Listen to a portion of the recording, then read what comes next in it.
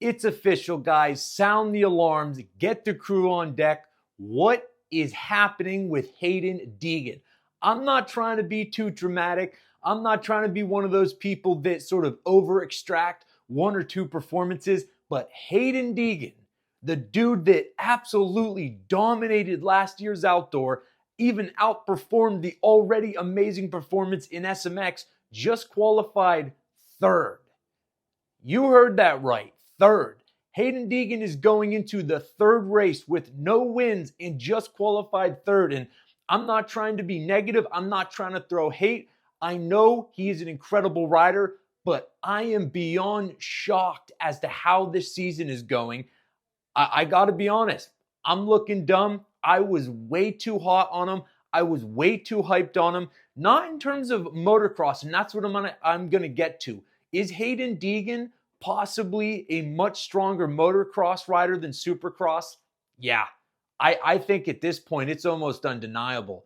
Steve Mathis brought this question up before the season, and I scoffed at it because I thought, listen, the first season is a write-off. The second season last year, he came into with a hurt wrist. So I don't think there was enough data to look at and say that, well, that's over. It's not even a question that Hayden Deegan is not as strong a Supercross rider as he is in outdoors. It's not to say that he can't even win the title. It's just, even if he does win it, I was expecting domination. I literally was in, it's not from the perspective of someone that just like, oh, I just want to see Hayden Deegan win all the time. It's what I saw last year. That's like, he straight up humbled those dudes last year, and I assumed a season of preparation meant he was going to come into Supercross with yet another step taken. But I do believe the thing we're facing is he's just not as good at Supercross.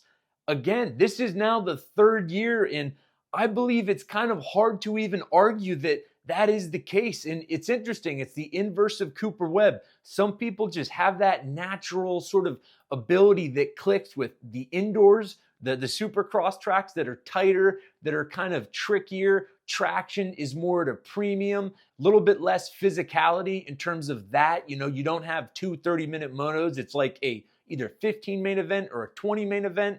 And then some people, on the other hand, do better in the outdoors. It's more wide open. It's grittier. It sort of complements a more aggressive style, which is one of the things I was talking about in Hayden Deegan's future showdown with Jet, is that aggressive, really sort of throttle-happy approach typically doesn't work that well in Supercross.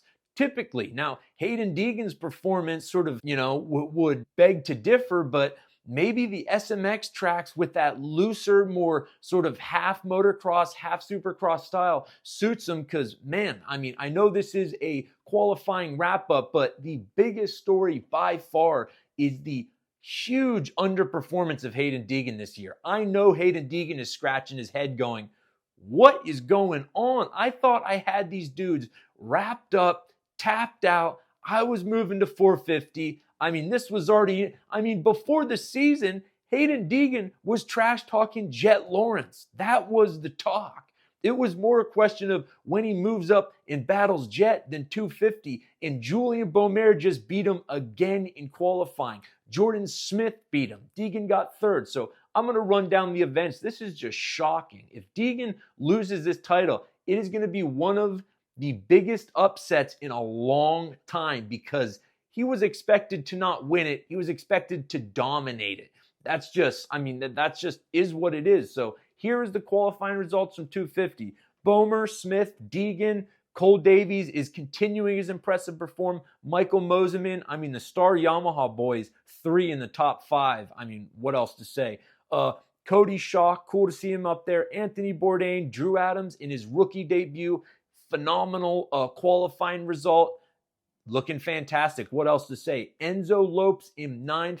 Man, I don't know how someone could not be rooting for this dude after just the unbelievably crap year that he dealt with last year. Crap in terms of just the circumstances. So I am really pumped to see him back to staying sort of motivated. There was lots of negativity. There was lots of sort of bitterness with him and I think it was a small number of fans, but his ex-team.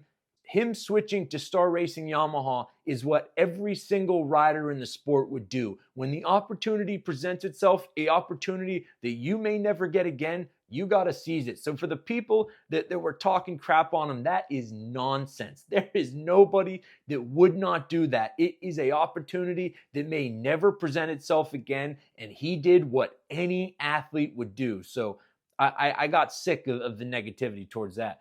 Joe Shimoda still dealing with the wrist in 10th.